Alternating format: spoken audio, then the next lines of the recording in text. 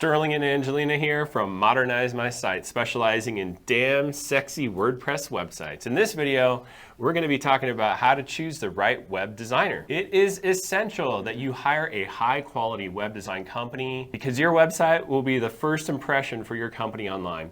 Your website is the digital front door, so to speak. So we're honored to receive this glowing review. It said, "If Google gave me the option to do 10 stars, I would. Sterling and his team did a wonderful job walking me through the entire process of getting my website rebuilt. I had the opportunity to be involved in the process from start to finish, and they really were attentive to my business needs, offered insights, and empowered me to make decisions that best fit my needs to cater to my current and future clients. My new site has a more polished and professional, grown and sexy look.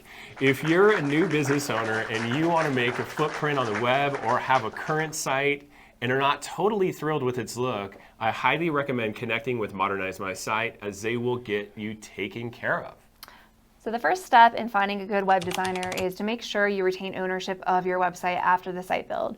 When you purchase web design services, it's important to understand website ownership is not automatically transferred to you by your web designer. So some designers retain ownership of a site and charge monthly fee for maintenance and updates.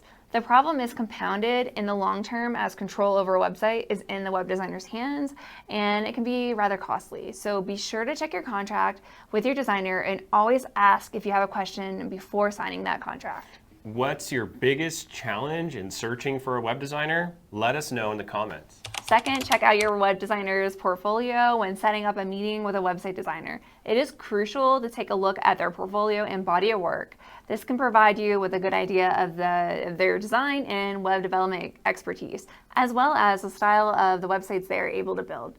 It is also a good idea to check for customer testimonials and reviews about the designer or agency, as these can give you insight into their professionalism and customer service. The third thing you want to do is make sure you're choosing the right person or team to keep the site updated.